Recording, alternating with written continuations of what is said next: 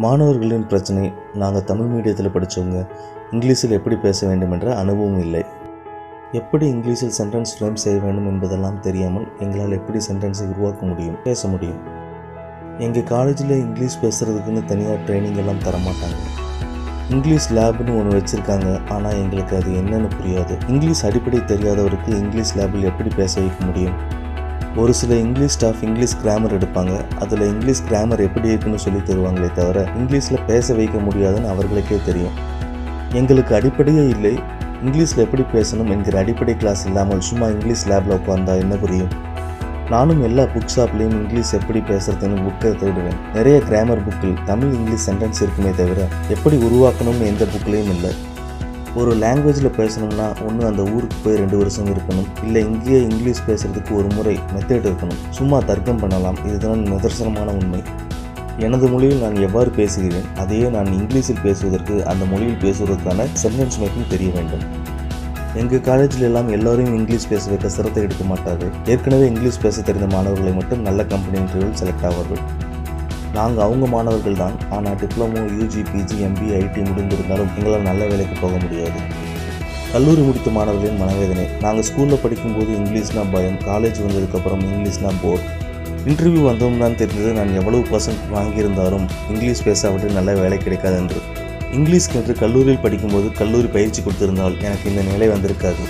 படிக்கும்போது நாங்கள் மாணவர்கள் விளையாட்டாக இங்கிலீஷின் அத்தியாவசியம் தெரியாமல் இருந்திருக்கலாம். கல்லூரி நிர்வாகமே இதற்கென்று பிரத்யேக பயிற்சியை கட்டாயம் என எங்களுக்கு தந்திருந்தால் எங்களுக்கு இந்த நிலை வராது. இங்கிலீஷ் பேச தெரியாவிடில் உங்கள் பிள்ளைகளுக்கு நல்ல வேலை கிடைக்காது, கற்றுக்கொண்டே ஆக வேண்டும் என சொன்னால் எந்த பெற்றோரும் மறுக்கப் போவதில்லை. மேலும் பெற்றோருக்கும் அதற்கான அவசியத்தை சொல்லும்போது அதற்கான கட்டணத்தை செலுத்துவர். தனியாக நாங்கள் இப்பொழுது வெளியே போய் ஒரு நல்ல ஸ்போக்கன் இங்கிலீஷ் சென்டரில் சேர்ந்தால் 3 மடங்கு செலவு செய்ய வேண்டி வரும். அந்த நிறுவனமே சொல்கிறார்கள், நாங்கள் உங்களுக்கு மொத்தமாக உங்கள் கல்லூரியில் ட்ரைனிங் தந்தால் 60% ஆஃபர் கிடைக்கும் என்று. எங்களுக்கு இங்கிலீஷ் பேச தெரிந்தால்தான் வளமான எதிர்காலம். முடிவு எங்கள் நிர்வாகத்திடம் உள்ளது. நேரம் இல்லை, கடைசி நேரம், இப்பொழுது முடியாது என்றெல்லாம் சொல்லக்கூடாது. காரணம், வேலைக்கு எது தேவையோ அதை கற்றுக்கொள்ளாமல் படித்து என்ன பயன்? உங்கள் மாணவர்களை இன்டர்வியூவில் எந்த காலேஜில் படித்த, உங்கள் காலேஜில் இங்கிலீஷ்லலாம் பேசுறதுக்கு கற்றுக் கொடுக்கலையா என சொல்ல வேண்டுமா? கோர்ஸ் கம்ப்ளீட் செய்யலாம், நல்ல பர்சன்டேஜ் எதிர்க்கலாம், ஆனால் குளோபலைஸ்டு வேர்ல்டில் மாணவர்களை ஒரு பிராண்டட் ப்ராடக்டாக முடியாது. 40 ட்ரைனிங், 15 நாள் பயிற்சி. உங்கள் கல்லூரியிலே முதல் நாளிலிருந்து இங்கிலீஷில் பேசலாம், ஒரே மாதத்தில் இங்கிலீஷில் பேசலாம். உங்கள் வாழ்க்கை உங்கள் கையில். இதையும் தவறுவிட்டால் உங்கள் வாழ்க்கை சுமாரான வாழ்க்கை, லோயர் ஜாப். எல்லா ஸ்போக்கன் இங்கிலீஷ் கிளாஸும் ஒன்று என நினைத்துக் கொள்கிறீர்களா? அதுதான் இல்லை. எல்லா பக்கமும் ஒரு சிலபஸை வைத்துக்கொண்டு கிராமர் மட்டும் எடுப்பார்களே தவிர அது உங்களை பேச வைக்காது என்று உங்களுக்கும் தெரியும், அவர்களுக்கும் தெரியும். அப்படியானால் பிரைட்டில் என்ன புதுமை என்கிறீர்களா? அதுதான் bright English fluency formula.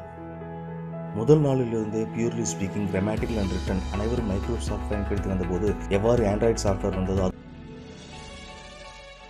Training. கல்லூரி நிர்வாகம் அதுதான் நம்முடைய கல்லூரியில் இங்கிலீஷ் டிபார்ட்மெண்ட் உள்ளது என்று சொல்வார்களாகில் அவர்களுக்கு ஒரு சிறு உதாரணம். உங்கள் கல்லூரியில் கம்ப்யூட்டர் சயின்ஸ் டிபார்ட்மெண்ட் இருந்தாலும் சாஃப்ட்வேர் டெவலப் செய்ய ஏன் சாஃப்ட்வேர் கம்பெனிக்கு செல்கிறீர்கள்?